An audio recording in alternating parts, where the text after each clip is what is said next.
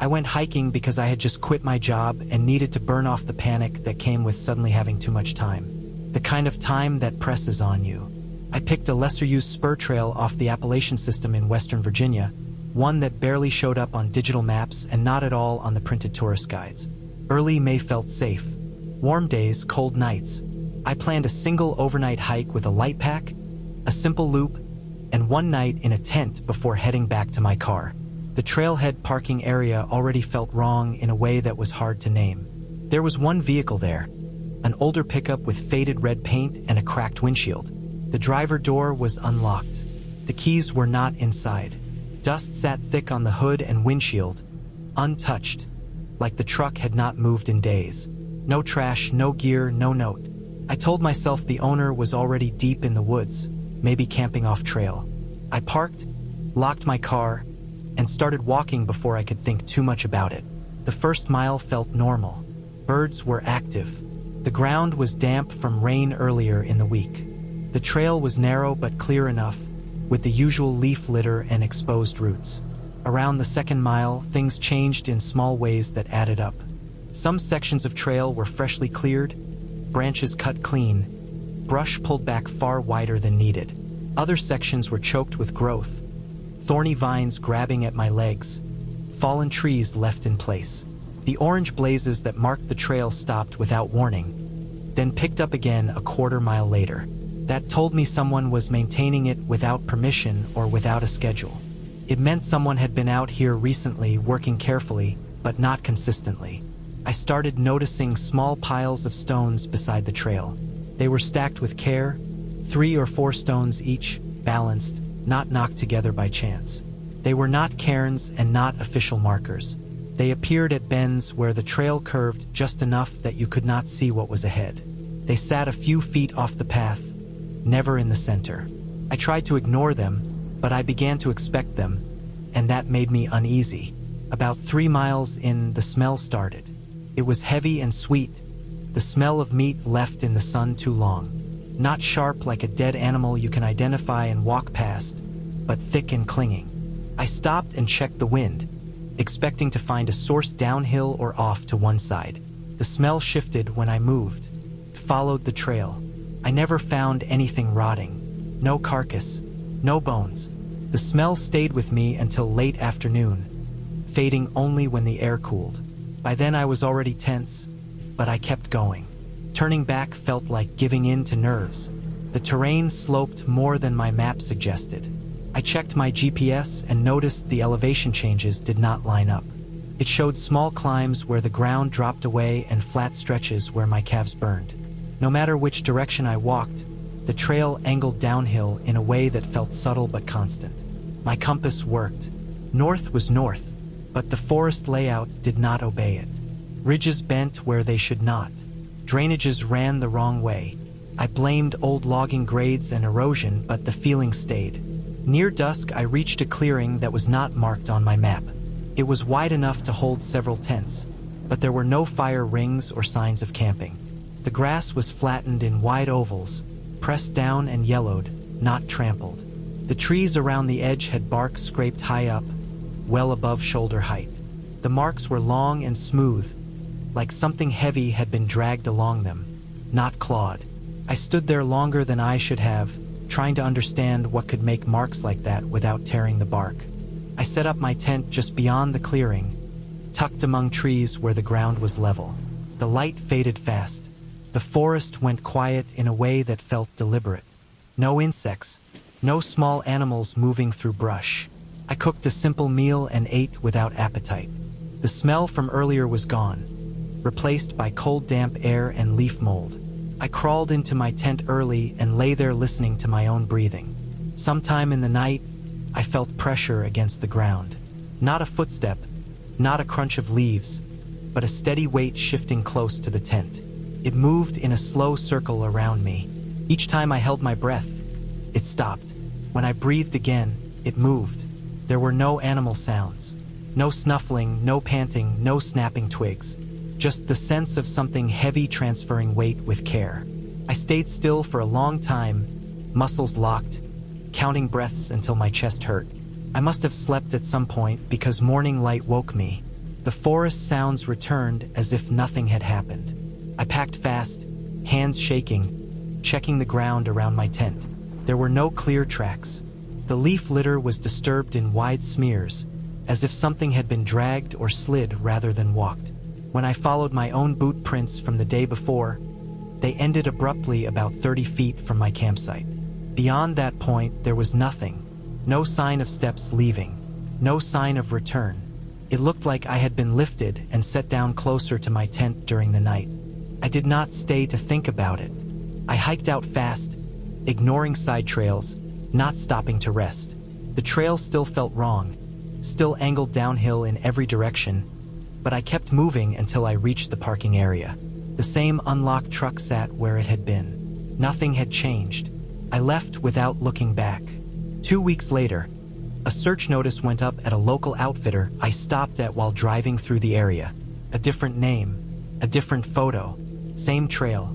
The notice said the person had gone missing after a solo hike. The description mentioned a pickup truck left at the trailhead. I reported what I had seen to the Park Service. An officer called me back a few days later and explained things in a way that made the pieces fit without making them easier to accept. The spur trail followed an old logging route that had been unofficially maintained by a local man who lived off-grid nearby. He cleared sections to suit his needs and left others to funnel hikers where he wanted them. The stone piles marked places where the trail bent into blind spots. The downhill feeling came from the grade, engineered long ago to move timber, not people. GPS readings failed under dense canopy and steep slopes. The clearing had been used to process deer and hogs taken illegally out of season. The smell came from meat cached in the woods. The smooth marks on the trees matched rope abrasion from hauling carcasses. The pressure around my tent came from a man moving on hands and knees to stay low and silent. He had been watching me. When I slept, he dragged me a short distance to see if I would wake, testing how deeply I was out. I woke enough that he let go and backed off. My missing boot prints ended where he picked me up. The pickup belonged to his last victim. The search notice came too late for that hiker. The man was arrested after being spotted near the trail with stolen gear. He admitted to stalking people who hiked alone, choosing those who looked stressed, distracted, or tired. He said the woods made it easy to control what they believed was happening. I do not hike alone anymore. I still think about how close I came to disappearing into a place that looked empty but was carefully managed by someone who understood how fear works. The trail is closed now. The stones are gone. The clearing is overgrown. The woods look normal again, which is what scares me the most. This happened during a 3-day hike in the San Juan Mountains just after I finished college. My roommate and his cousin came with me. None of us wanted to go home yet. We wanted a clean break between school and whatever came next, something physical that would burn off the noise in our heads. We picked a loop we found on an old topo map, high elevation, early fall, not heavily trafficked once you got past the first few miles. The aspens were already turning. The air had that dry, sharp smell that only exists above tree line at the edge of the season. It felt like the right place to end one chapter and start another. The first day was exactly what we hoped for. Long climbs that left our lungs raw, wide views, cold water that numbed our hands when we filtered it. We saw fresh sign of elk and bear, but nothing unusual. That night, the temperature dropped fast. Frost crept over our packs by morning. I slept hard and woke up sore in a good way. The second day started higher. We followed a narrow trail cut into a steep slope, talus above us, thick timber below. The trees closed in and the light shifted. That was when I first noticed the sound. It was subtle, easy to dismiss, a rhythm that didn't match our steps. We would slow down and it would slow. We would speed up and it would adjust. Always coming from uphill, never directly behind us. At first I assumed rockfall. The San Juans shed stone constantly, but this wasn't random. It was measured. Each sound had weight. Too slow and deliberate for loose shale, too heavy for deer, which move in bursts and pauses. I kept checking the slope above us. Nothing moved. No flicker of hide. No branches snapping. The sound stayed just out of sight, like it was using the terrain to stay hidden. We crossed a section where the trail dipped into timber and the sound faded. When we climbed back out, it returned almost immediately, same distance, same angle. I didn't say anything. I didn't want to plant an idea that could grow on its own. Near a creek crossing, the trail turned muddy where snowmelt pooled before dropping off into the rocks. One of us slipped and cursed under his breath. That was when I saw the tracks. They weren't next to ours. They ran parallel, a few feet off the trail, where someone would walk to avoid the mud. Bare footprints pressed deep into the wet earth. Long heel, wide forefoot, no clear toes. The edges were smooth, as if the foot flexed evenly across the ground. Each step was spaced far apart, longer than a normal stride.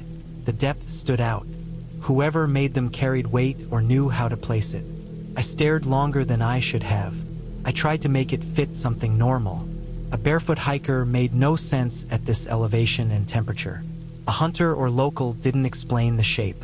The prints angled away and disappeared into rocky ground where nothing would hold an impression. I stepped back onto the trail and we kept moving. The sound stayed with us until late afternoon, then faded as the terrain flattened near our planned campsite. That night, we set camp in a stand of spruce near a small lake. The water was dark and still. Wind moved across it in brief sheets. We secured our food in a canister and carried it well away from the tents, wedged between rocks like we had done 100 times before. I remember double-checking the lid. I remember the solid click. Sleep came in short blocks. The cold cut through the bags. I woke several times to stretch my feet and listen. Sometime before dawn, I caught a smell. It wasn't the forest. It wasn't rot or smoke. It was sharp and metallic, like old pennies and wet hair. Clung to the air. I pulled my bag tighter and told myself it was blood from a kill nearby or iron-rich soil. By morning, the smell had soaked into my clothes. When we went to retrieve the food canister, it was gone. We found it about 50 yards away, sitting upright in the open. The lid was untouched. No scratches, no bite marks. Hadn't rolled. It had been carried or lifted and placed down with care. The ground around it was undisturbed. No drag marks, no scuffing. The rocks we wedged it between were still stacked. We stood there longer than needed. The lake stayed quiet. No birds called. The wind slid over the water without sound. The smell came and went in waves. We packed without lingering and started back on the trail toward the last leg of the loop. The third morning felt wrong from the start. One of us looked hollowed out, like he hadn't slept at all. His hands shook when he adjusted his straps. He moved stiff like every muscle was braced. As we climbed, the sound returned. Footsteps again, always uphill, always just out of view. This time it didn't bother hiding when we stopped. Stopped too. The silence that followed felt heavy, like pressure behind the ears. As the day went on, the pattern became clear. We weren't being followed. We were being paralleled. Whatever moved stayed offset from the trail, matching our pace with precision. When we slowed to drink water, it slowed. When we pushed faster, it closed the distance without effort. The terrain shifted from open slope to dense forest and back again. The sound adapted to each change. It never rushed. It never lagged. We turned back. The loop no longer mattered. The celebration was over. The only goal was getting to the trailhead before dark. On the descent, the smell returned stronger than before. Wet hair and copper. It stuck to our packs and jackets. I could taste it when I breathed through my mouth. I tried to keep my eyes on the trail and not on the trees. Near the lower valley, the forest changed. The trees thinned and the light flattened. Then everything went quiet. Not a gradual fade. An abrupt stop. No birds. No insects. No wind in the leaves. Even our footsteps sounded wrong, like they were being absorbed. My chest tightened. The air felt thick, as if something was about to break cover. I waited for movement. I waited for the sound to resume. Didn't. The silence held until the trees opened and we could see the parking area through the branches. As soon as the trailhead came into view, sound returned all at once. Wind rushed through the leaves. Birds called from the edges. The pressure lifted. We reached the car and threw our packs in without looking back. Later, when I had distance and time, I tried to make sense of it. I read about the area. I talked to rangers without mentioning details that would sound strange. The San Juans have feral people, seasonal workers who disappear into the backcountry, hunters who stay longer than planned. There are also bears that walk on hind legs for short distances, mountain lions that pace from above, and humans who know how to move quietly and avoid being seen. None of those explanations fit cleanly, but together they formed something close enough to reality to accept. What still bothers me is the precision, the way the movement matched us without error, the way the canister was placed instead of broken into, the tracks that showed control and weight without haste. Whatever it was knew the terrain better than we did. It used the trail without using it. It stayed just far enough away to avoid being seen, close enough to let us know it was there. We never went back to that area. I still hike, I still camp, but I pay attention to the spaces beside the trail now, not just what's in front of me. And when the forest goes quiet all at once, I leave. I went hiking to prove to myself I could still do things alone after a bad breakup. The relationship ended quietly, not with shouting but with a long realization that we had been living separate lives while sharing the same space. When it was over, the apartment felt wrong. Silence pressed in. I needed something that reminded me I could still make decisions without checking with someone else first. Hiking had always been that for me. I chose the Northern California coastal range, inland from Highway 1. I wanted trees and dry ground, not cliffs and tourists. August meant dry season, no rain. The trail description listed the loop as moderate, 6 hours total, elevation gains spread out enough to avoid anything technical. It looked safe on paper. I told myself that mattered. The trailhead was quiet when I arrived mid-morning. Dust coated the pullout. My car was the only one there. I locked it, checked the doors, and started up the trail with a light pack and more confidence than I felt. The air smelled like dry leaves and sun-baked soil. The canopy was thick in places, letting in bands of light that moved as the wind shifted the branches. Within the first hour, I noticed survey tape tied to branches. Pink and blue strips. The colors stood out against the browns and greens. They weren't uniform. Some were frayed. Some were new and bright. They were spaced irregularly, sometimes close together, sometimes far apart. A few pointed off the main trail at odd angles, like someone had tied them without caring how they looked. At first I assumed trail maintenance or a temporary reroute. Then I realized there were no signs explaining them. No stakes. No markers on the map I had downloaded. The tape didn't follow any clear pattern. It didn't line up with turns or hazards. It pointed into brush and down shallow slopes where the ground dropped into thicker growth. I kept walking, telling myself not everything in the woods was meant for me. After another half-mile, I noticed something else.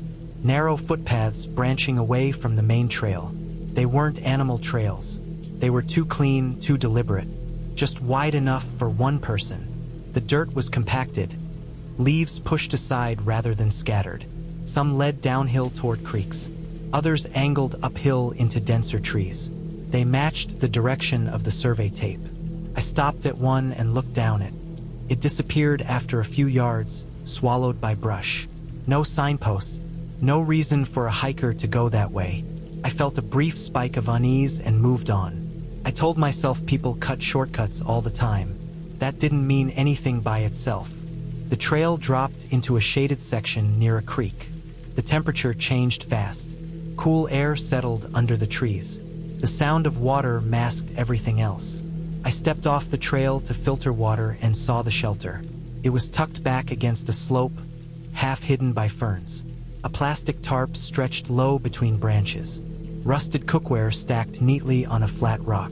No trash pile. No food wrappers. No smell of rot. Fresh cigarette butts pressed into the dirt. The paper still white at the ends. Someone had been careful. Someone had spent time there. The shelter wasn't abandoned. It was paused. I stood there longer than I should have. I scanned the area without moving my head, letting my eyes adjust to the shadows. The creek kept running. Nothing else moved. I felt exposed in a way I couldn't explain, like stepping into a room after someone else had just left it warm. I backed away and returned to the trail without finishing filtering my water. My heart rate stayed high as I walked. I tried to reset my pace. I told myself I was letting stress from the breakup bleed into the hike, that this was my mind filling silence with threats. For the rest of the hike, the feeling came and went. Not constantly, only when the trail curved or the trees closed in. In open stretches, I felt fine. In tight sections, the air felt watched. Not eyes on my back, but attention placed deliberately, like someone tracking where I would be next rather than where I was. Late afternoon light slanted through the trees. Shadows lengthened. I was on schedule, but the loop still had miles to go. That was when I heard footsteps behind me, soft at first, measured. They matched my pace too closely to ignore. When I stopped, they stopped. When I turned around, there was nothing. No birds flushed. No brush moved. The forest held its shape. I told myself it was another hiker, someone behind me who didn't want to pass. I waited, standing still. The silence stretched. My skin prickled. I resumed walking. The steps returned after a few seconds, exactly where they had been before. I didn't speed up. I didn't slow down. I kept my pace steady and my breathing even. Every curve in the trail felt longer than the last. Each time the path bent, I expected to see someone standing there, pretending to check their phone or adjust their pack. Nothing appeared. When the trail widened near the end of the loop, the footsteps faded. I didn't relax. The feeling didn't lift. It followed me out of the trees and into the open space near the trailhead. My car door was open, not wide, just enough to notice from a distance. I stopped at the edge of the lot and scanned the area. No other vehicles, no movement. The heat shimmered above the dirt. I approached slowly. The interior was untouched at a glance. No broken glass, no damage. The glove compartment was open. Papers shuffled. My spare key was gone. Nothing else missing. No electronics. No wallet. Just the one thing that would let someone open the car without forcing it. I locked myself inside using the main key and sat there with the windows up. I didn't start the engine. I waited. My pulse thudded in my ears. I watched the tree line. I stayed until another group arrived and the space felt less empty. Later, I spoke with a ranger. I didn't dramatize anything. I described the tape, the shelter, the car. He told me there were no official camps permitted anywhere near that loop. He said 3 hikers had reported temporary squatters who moved campsites every few days to avoid detection. People who stayed light, kept clean, and used the trails without appearing on them. That explanation fit everything too well to ignore. The survey tape marked routes only they used. The narrow paths let them move parallel without being seen. The shelter stayed clean so animals wouldn't give it away. The footsteps stopped because the person knew exactly when to freeze. The car wasn't broken into because they already had access. I drove home with the windows down, trying to flush the smell of dry leaves and dust from my clothes. The sense of being watched lingered until the road widened and traffic picked up. I didn't hike alone after that. Not because I couldn't handle the trail, but because someone else already had. I went hiking because I could not sit still anymore. I had spent months staring at the same walls, waking at the same hour, walking the same block, and feeling my thoughts circle without landing anywhere. I wanted silence that did not come from turning something off. I chose a long loop trail in a high desert mountain range that cut through forest, open slopes, and a narrow canyon. Early October, the nights were cold enough to harden the ground, and the days stayed clear. I planned 4 days alone, enough time to feel reset but not reckless. I told 2 people my route and printed the map instead of relying on my phone. The trailhead was quiet when I arrived. The parking area held a few deep tire ruts frozen into the dirt. One vehicle sat off to the side, dust-coated, windows cracked, no permit tag visible. I noted it and moved on. I locked my car and adjusted my pack. The air smelled dry, like crushed leaves and stone. The first miles felt clean. Pine needles muted my steps. Sunlight filtered through branches and moved with the breeze. I kept an easy pace and drank often, reminding myself that elevation changes still water faster than heat. By midday, I reached a junction marked by a wooden post. One arm pointed toward the loop, weathered but readable. I took a photo of the sign, checked my map, and continued. The trail narrowed and dipped into a shallow drainage. Footprints appeared and vanished, mostly boot prints and some horse tracks pressed into damp soil near a creek crossing. Nothing seemed out of place. I camped that night on a bench above the water, set back from the trail, and slept without trouble. The second day began colder. Frost clung to my tent. My breath showed as I packed. The trail climbed steadily through aspens turning yellow. Leaves fell when the wind picked up and whispered across the ground. Around late morning, I noticed small changes. The tread became uneven in short stretches, as if sections had been walked heavily and then ignored. Cairns appeared where they did not need to be, piles of stones stacked at obvious turns. I stepped past them and stayed on the cut trail. I assumed someone liked marking their progress. After lunch, I entered a stretch where the trail hugged a slope above a narrow ravine. The ground dropped away on my right, and the left rose into scrub and rock. I slowed and watched my footing. Halfway through that section, I saw something that made me stop. A length of bright cord lay half buried under leaves, stretched across the trail at ankle height. It was thin and easy to miss. I caught it with my trekking pole before my foot reached it. The cord was tied to brush on one side and a small rock anchor on the other. It did not belong there. Trail crews do not place cords like that, and it was not a hazard marker. I removed it and coiled it into my pocket. I stood still for a full minute and listened. Wind moved through the trees. A bird shifted somewhere above. Nothing else. I scanned the slope above and the ravine below. The line of sight was short. I felt watched without seeing anyone, which I know can come from the mind when it wants to fill gaps. I told myself to stay alert and moved on. An hour later, I found another cord. This one snapped and dragged into the brush. Then I noticed boot prints stepping off the trail at intervals, always where the terrain allowed cover. The prints were fresh, edges sharp. They matched the direction I was heading. I stopped again and considered turning back. According to my map, the next campsite was miles ahead, while the last one sat behind me across terrain that would take most of the afternoon to retrace. I chose to continue, reasoning that daylight favored forward motion and that people use trails for many reasons that do not involve others. The canyon section began in the late afternoon. Walls of stone rose on both sides. The trail followed the creek closely, crossing it several times on slick rocks. The sound of water filled the space and swallowed smaller noises. I felt exposed there, hemmed in by rock and brush. At one crossing, I slipped slightly and caught myself. When I looked up, I saw a shape upstream, partially hidden by willow. A person stood still, facing away, wearing dark clothing and a pack that looked too full for a day hiker. The distance was enough that details blurred. The figure did not move. I froze. I waited for some sign of normal behavior, a step, an arm swing, anything. Nothing happened. I eased backward and let brush cover my outline. I watched for several minutes. The figure remained fixed, like someone paused mid-task. Eventually, I backed away and took a higher line along the canyon wall, moving slowly and placing each foot with care. I did not hear pursuit. When I reached a bend where the canyon widened, I moved faster and did not look back.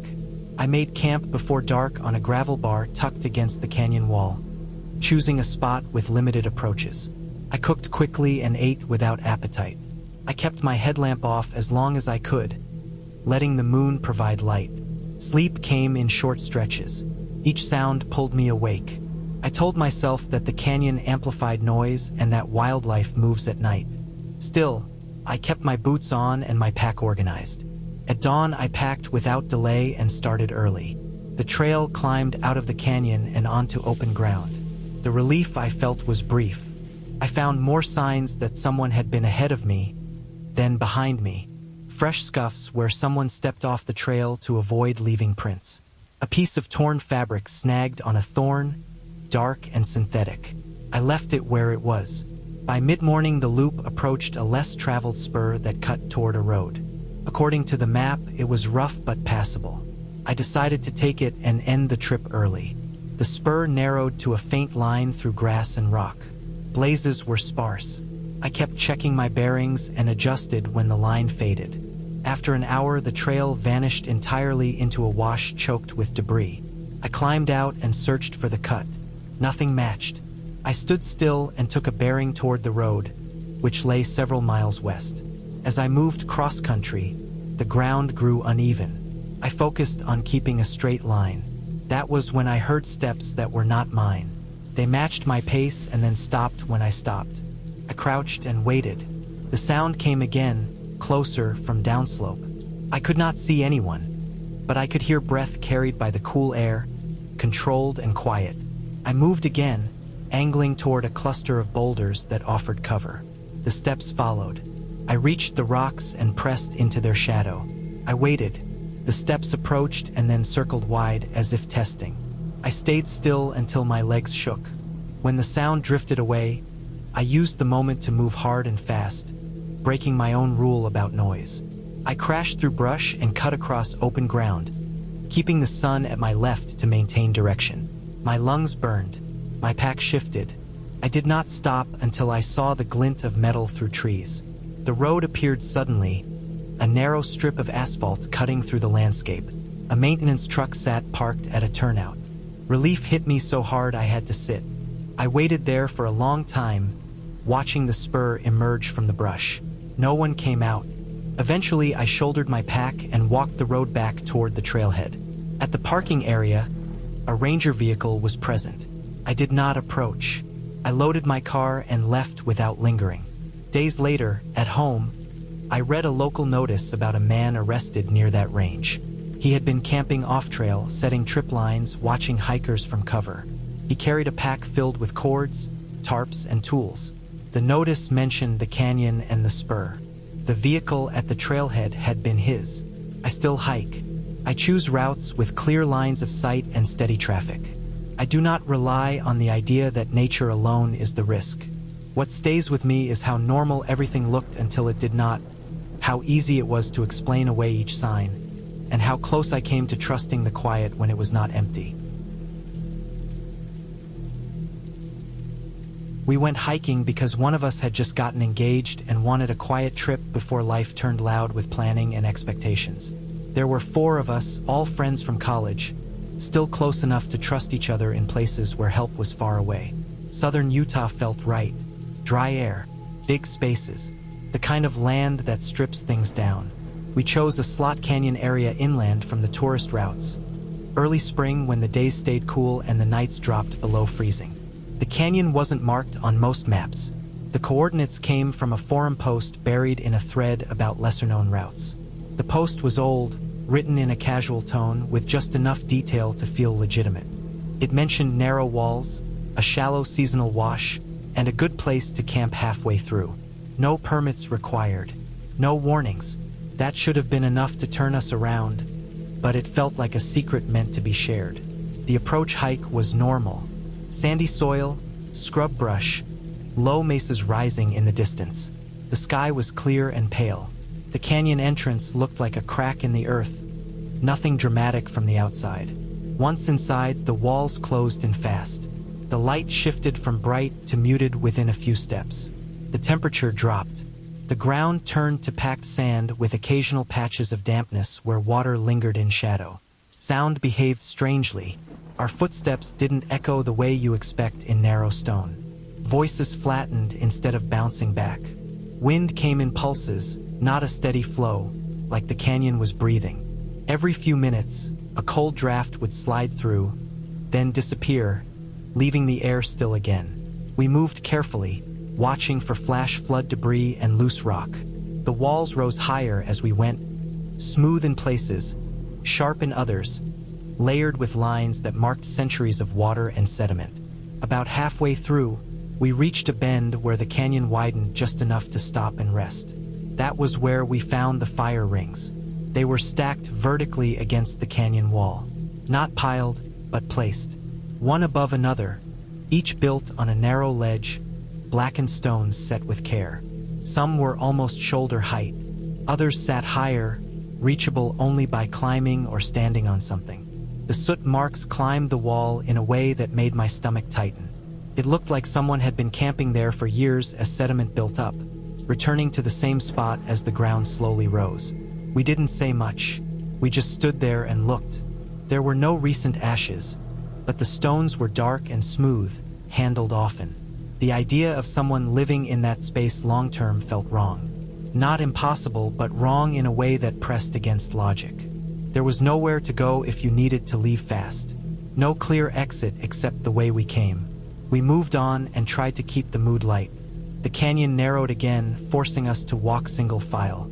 Ledges appeared at uneven heights, some wide enough to sit on, others barely more than shelves. That was where we found the bones. Small animals, rodents, birds, cleaned and arranged deliberately in lines along the ledges. Not scattered, not dragged by scavengers, placed side by side, spaced evenly, skulls aligned in the same direction. Some were old and bleached, others looked newer, still dull, not yet worn smooth by air and sand. I felt exposed standing there. The canyon walls pressed in. The air felt heavier. I kept looking up, expecting to see movement above us. Nothing shifted. No dust fell. The silence deepened. We reached the spot mentioned in the forum post just before dusk. A shallow bend where the canyon widened enough to camp without blocking the path. The ground was flat and sheltered from wind. It was also the only place that made sense to stop. Turning back meant hiking in the dark through narrow passages. Going forward meant the same. We chose to stay. As night settled in, the temperature dropped fast. Cold pooled at the canyon floor. The sky above narrowed to a ribbon of stars. We ate quickly and packed everything tight. No fire. The walls reflected sound too strangely. Every movement felt amplified and muted at the same time. After we lay down, rocks shifted above us. Not falling, just moving. The sound came in short bursts, like weight being transferred from one surface to another. Pebbles scraped stone. Then stillness. It happened again later, closer, then farther away. Nothing dislodged. Nothing rolled down. Just movement without consequence. I stayed awake longer than I should have. The cold crept through my bag. Each pulse of wind carried grit that brushed my face. I listened until my thoughts blurred into the sounds around me. Morning came pale and quiet. Frost coated the sand in thin patches. When we started packing up, one person's pack was missing. It wasn't dragged. There were no tracks leading away from where it had been. No disturbed sand.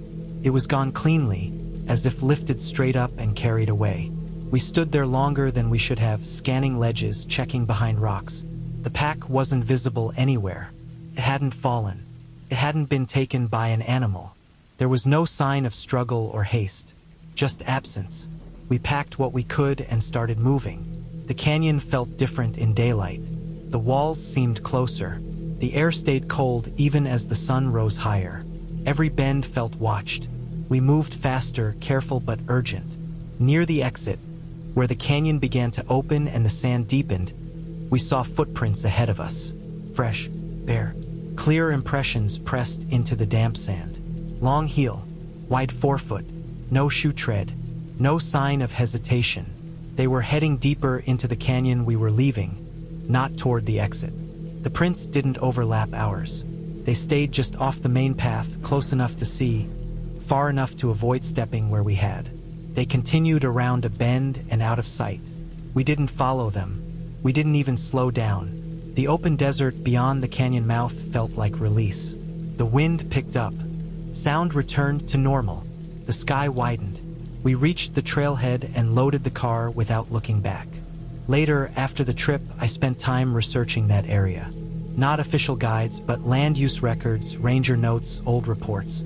There are people who live in canyons like that for long stretches.